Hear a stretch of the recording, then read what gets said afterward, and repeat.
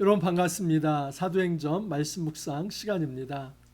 우리가 살아계신 하나님만 바라며 소망하며 살아갈 수 있기를 간절히 원합니다. 우리 삶 속에서 소망이 있다는 것은 굉장히 좋은 일입니다. 왜냐하면 그 소망이 있는 사람은 오늘 하루의 삶이 의미 있고 가치 있기 때문입니다. 미래의 소망과 현재의 의미, 가치 있는 삶은 매우 깊이 연결되어 있습니다. 여러분, 목적이 있는 삶, 어떤 뚜렷한 내가 왜 살아가야 하는지를 알고 살아가는 삶, 그 사람은 여러분 나중에 결코 허무하게 자기 인생을 후회하지 않습니다. 어떤 사람이 열심히 살았습니다. 누구보다도 열정을 다해서 살았습니다. 하지만 자신이 무엇을 위해서 살았는지, 내가 왜 이렇게 고군분투하며 또 정말 힘들고 애쓰며 내가 가지고 있는 모든 시간과 은사와 모든 재원과 정력을 다 투자해야만 했는지, 그것에 대한 어떤 목적의식도 없고 어떤 평가를 할 수 없다면 아마 이렇게 나중에 한마디 할 것입니다. 허무하구나. 인생이 정말 허무하구나. 여러분, 우리가 인생을 다 살아놓고 이 말을 해서는 안 됩니다. 왜냐하면 여러분, 우리가 아무리 많이 돈을 번다 할지라도, 아무리 높은 위치에 있는다 할지라도 그 모든 것들은 다 사라질 날이 있습니다. 그것이 우리의 모든 이 영적 갈증을 채워줄 수 없습니다. 여러분, 우리가 정말 갈증 나지 않습니까? 영적으로 목마르지 않습니까? 그것을 돈으로 채울 수 없고 어떤 권세로 채울 수 없고 어떤 사람으로 채울 수 없습니다. 결국 우리의 삶의 이 영적인 갈증은 하나님 나라에 대한 소망, 하나님께서 천국을 우리에게 약속하시고 하나님께서 예수 그리스도를 통해서 이 사단의 권세가 아닌 이제 하나님 나라에서 하나님의 통치 아래에서 진정한 안식을 누릴 거라고 하는 이 소망, 이것이 없다면 우리 영적인 갈증은 절대 채워지지 않습니다. 다른 어떤 것으로도 우리의 이 육신의 이 영적인 갈증을 채울 수 없습니다. 오직 하나님만이 채우실 수 있습니다. 그러므로 건강한 소망을 가진 사람은 건강한 하루를 살아낼 수 있습니다. 만약에 우리가 바라는 것이 건강하지 않고 부질없고 쓸데없는 것이라면 오늘 하루 우리의 모든 행동도 돌아보면 아무 쓰잘데기 없는 것이 될 가능성이 큽니다. 그러므로 오늘 제대로 살고 싶다면, 현재의 삶을 의미 있게 만들고 싶다면 미래 바라는 소망을 점검하고 성찰할 필요가 있습니다. 나는 무엇을 바라고 사는가? 나는 무엇을 소망하는가? 한번 깊이 묵상해 보기를 바랍니다. 사도행전 26장 1절에서 18절 말씀인데, 이제 예루살렘에서의 삶 마지막 부분인데 이 아그리빠 왕 앞에서 바울의 변론 장면이 나옵니다.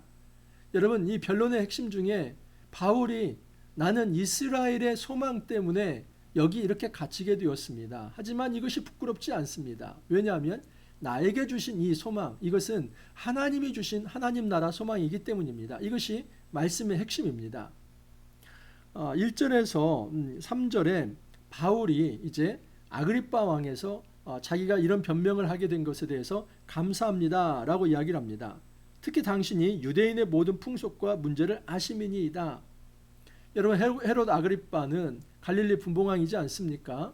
그렇기 때문에 그 사람은 유대인의 종교와 풍속과 사상, 또 생활 습관, 그들이 바라고 원하는 것, 이 모든 것을 다 알고 있는 자입니다. 그렇기 때문에 바울은 이것을 또한 기회로 삼습니다. 이 아그리빠 왕에게 지금 내가 갇히게 된 이유를 설명하면서 이스라엘이 그렇게 소망했던 것, 그 메시아에 대한 진정한 실체, 이제까지 비밀로 여겨졌고 갇혀있고 계시되지 않은 그 메시아 실체가 무엇인지를 드러내야겠다. 여러분, 바울은 어떠한 상황에서도 목적의식을 잃지 않습니다.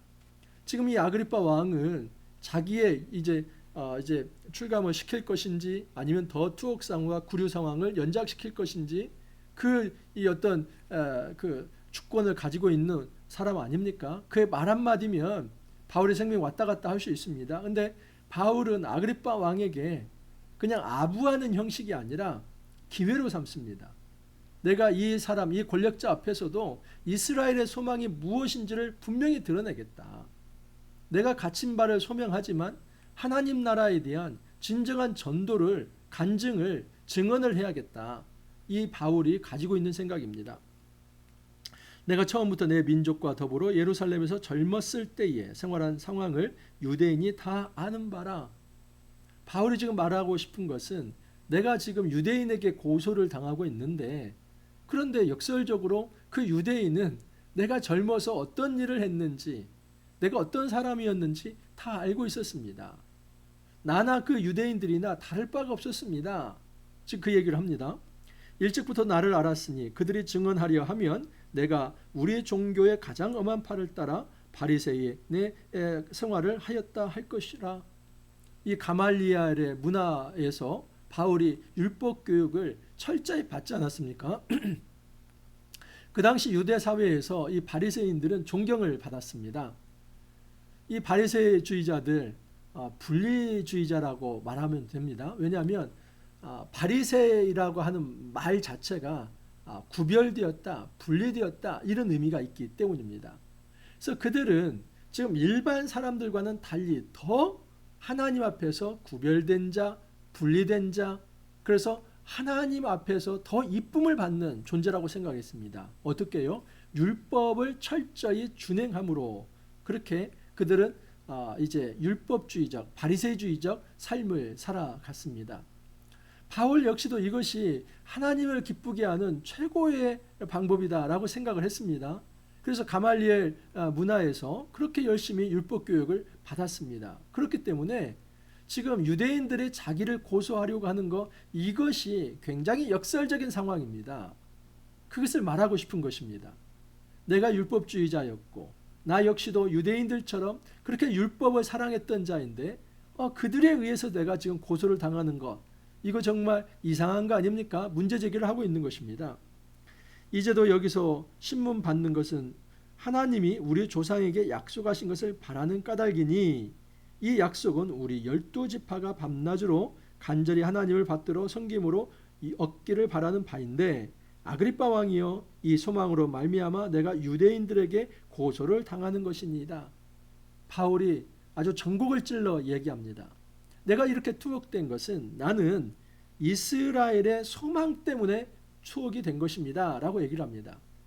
내가 어떤 죄를 지어서가 아니라 지금 이 유대인들이 바라던 것 나도 바랐습니다. 그것 때문에 투옥이 되었습니다. 여러분 여기에 대한 설명이 좀 필요하지 않습니까?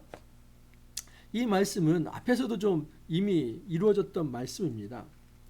사도행전 24장 14절을 한번 보면, 그러나 이것을 당신께 고백하리이다. 나는 그들이 이단이라 하는 도를 따라 조상의 하나님을 섬기고 율법과 선지자들의 글에 기록된 것을 다 믿으며 그들이 기다리는 바 하나님께 향한 소망을 나도 가졌으니, 그들이 기다리는 바가 무엇입니까? 한마디로 요약하면 하나님 나라의 약속이죠. 그 하나님 나라를 이끌어 오실 분, 그것을 메시아라고 그렇게 그들은 불렀습니다. 메시아라는 말 원래는 기름 부음을 받은 자입니다. 구약에서는 왕, 또 제사장, 선지자가 기름 부음을 받았습니다. 하지만 바벨론 포로 이후에 제사장도 사라지고 왕도 사라지고 선지자도 사라지고, 그래서 그들에게 남은 사상 하나는 새로운 한 목자입니다. 그 새로운 기름 부음을 받은 자, 다윗의 아들, 다윗의 후손, 그 한 목자가 와서 이 다윗 왕국을 재건하고 그리고 하나님 나라를 이룰 거다. 그래서 하나님 나라를 정치적으로 가져올 그 사람을 메시아라고 그렇게 생각을 했습니다. 이것이 메시아 사상입니다. 현대사회 유대인들은 역시 이 메시아 사상을 아직도 버리지 못하고 있습니다. 메시아가 오면 모든 중동에서 이스라엘이 최고의 나라가 되고, 그리고 그 시오니즘을 통해서 모든 이방 민족은 이스라엘 앞에 절을 할 것이며, 그리고 이스라엘은 우월한 존재가 되어서 통치할 것이다. 이 시오니즘과 메시아 사상이 지금도 있고 그것으로 인해서 이스라엘 사람들이 살아가고 있습니다. 하지만 여러분, 이 메시아는 2000년 전에 이미 오셨습니다. 그분이 바로 예수님입니다. 바울은 이것을 지금 증언하는 것입니다. 너희들이 그렇게 기다려왔던, 유대인들이 그렇게 기다려왔던 이스라엘의 소망 메시아는 이미 예수 그리스도를 통해서 오셨습니다. 하지만 이스라엘 사람들이 그분을 알아보지 못하고 그분을 죽였습니다. 그런 예수님을 우리 하나님이 부활시키셨습니다. 그래서 우리가 바라봐야 할 진정한 주는 바로 예수님입니다. 예수를 통해서 사단 권세로부터 해방시켜서 하나님 나라 백성으로 살아가게 하시는 겁니다. 이것을 지금 바울이 증언하고 있는 것입니다. 당신들은 하나님의 죽은 사람을 살리심을 어찌하여 못 믿을 것으로 여기나이까 하면서 바울은 자기 소명의 시간에 결국 그리스도의 부활을 증언하고 있습니다.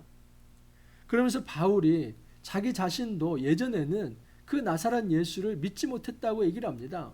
다 허무한 일이라고 생각을 했습니다.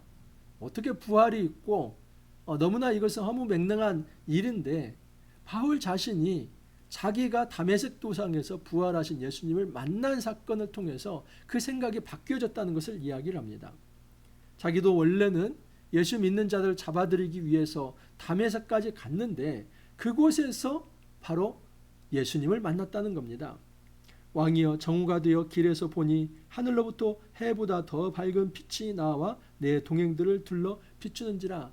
여러분, 이 바울의 이 다메섹 도상에서 회심 사건, 이것은 지금 9장 3절에서 9절 말씀이었고 22장 6절에서 7절에서 또 이 바울이 증언한 말씀입니다. 그리고 아그리빠 왕에게 다시 한번 자신의 이 개인 소명이지만 자기의 이 어떤 다메섹에서의 회심이 지금 변화의 가장 중요한 동인이 되었다. 그것을 이야기를 합니다.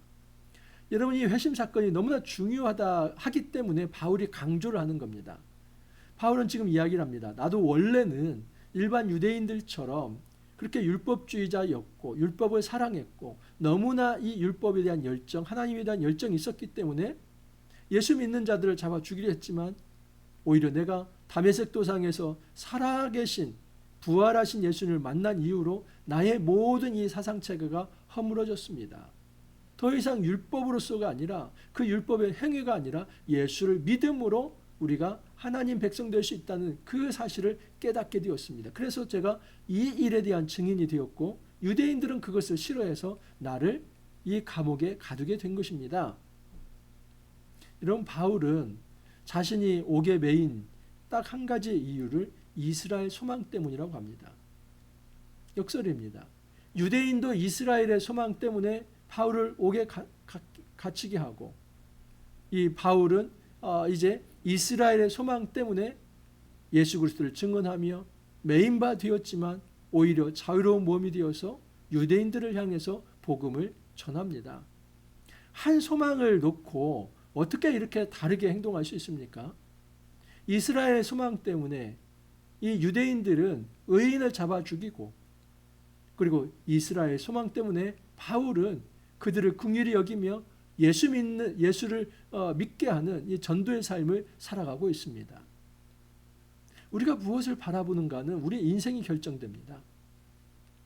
유대인들처럼 예수를 바라보지 않고 그들이 만들어 놓은 이 정치적 우상 또 하나를 만들어 놓고 그것을 메시아처럼 받아들이며 그것을 소망한다면 그들이 이를 마지막 종착점은 뻔합니다. 여러분, 우상을 섬기다 무엇이 남겠습니까? 그 허무한 우상이 그들을 구원해낼 수 있습니까? 없지요. 하나님의 심판만이 기다리고 있을 뿐입니다. 하지만 우리가 이 땅에서 예수님을 바라며 소망하며 그분 때문에 나의 고난을 참아낼 수 있다면 주님이 오시는 날에 심판이 아니라 구원을 그리고 우리에게 참 안식을 허락하십니다. 그리고 우리를 안아주시며 우리 눈에서 흐르는 눈물을 닦아주실 것입니다. 바울이 그 다메섹 도상에서의 그 회심을 좀 자세하게 말을 합니다. 사울아 사울아 내가 어찌하여 나를 박해하느냐 가시죄를 뒷발질하기가 내게 고생이니라.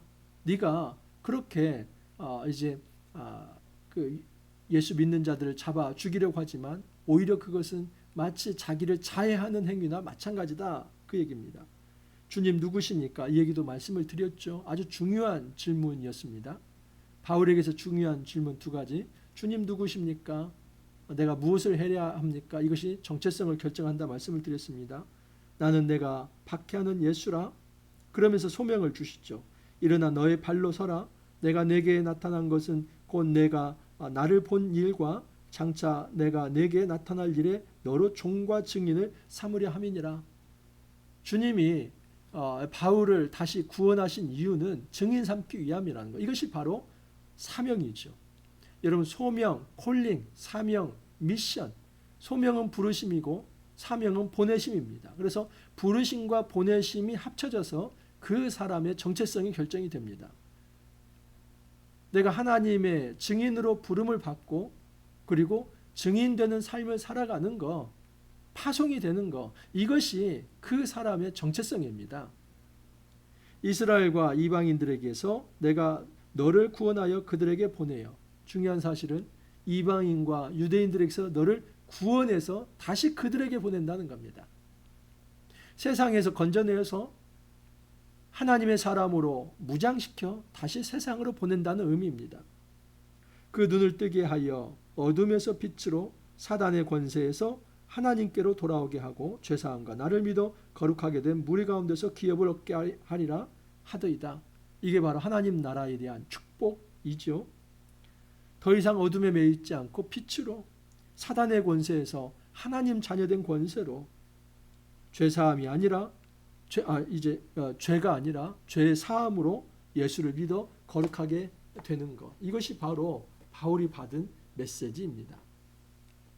여러분, 우리는 무엇 때문에 살아가고 있습니까? 소망이 있어야만 합니다. 내가 바라는 것이 무엇입니까? 내가 바라는 것이 사람이라면, 내가 바라는 것이 돈이라면, 내가 바라는 것이 어떤 권세라면, 내가 바라는 것이 자녀라면, 내가 바라는 것이 술이라면, 여러분, 그 어떤 것이 된다 할지라도 우리에게 있어서 우리 바라는 것이 건전하지 않다면 우리 삶도 건전할 수 없습니다. 우리가 소망하는 것, 그것이 무엇이냐에 따라서 우리의 삶이 의미 있고 가치 있게 변화될 수 있습니다. 무엇을 바라고 있습니까? 우리가 살아계신 하나님을 바랄 수 있기를 바랍니다. 부활하신 예수님을 바라고 소망하기를 바랍니다. 그분을 바라고 그분을 소망한다면 우리의 삶은 달라질 수밖에 없습니다. 하루를 축낼 수 없습니다. 주님을 바라는데 여러분, 하루를 어떻게 허비하며 축낼 수 있습니까? 주님을 바라는 사람은 오늘 하루 의미 있게 가치 있게 하루를 사용할 수 있습니다. 그 시간을 황금처럼 여기며 살아갈 수 있습니다. 시간을 허비한다는 것, 곧 그 사람에게 소망이 없다는 것입니다. 하나님 나라에 대한 소망, 이것은 우리 삶의 목적이 됩니다. 이 바른 목적을 가질 때 우리의 삶은 하나님이 기뻐하실 만한 의미 있고 가치 있는 삶으로 변화될 것입니다. 이 땅에서 우리가 하나님 나라에 소망하며 더욱더 변화된 삶, 의미 있는 삶, 가치 있는 삶 살아갈 수 있기를 간절히 소망합니다. 기도합니다. 주님, 감사합니다. 저희들에게 하나님 나라 소망을 가르쳐 주시니 감사합니다. 이 소망이 없다면 오늘 하루 우리의 삶도 어떤 의미가 없는 줄 압니다. 우리가 아무리 열심을 낸다 할지라도, 우리가 어떤 공적이 있다 할지라도 하나님 나라 소망이 아니라고 한다면 나중에 물거품처럼 다 사라지며 허무해진다는 것 또한 알게 되었습니다. 주님, 정말 없어지지 않고 닳아지지 않는 이 하나님 나라 천국을 소망할 수 있게 해주시고 오늘 하루의 삶이 성령 충만한 거룩한 삶, 의미 있는 삶으로 변화될 수 있도록 주님께서 이끌어 주옵소서. 주님 감사하옵고 예수님 이름으로 기도하옵나이다. 아멘.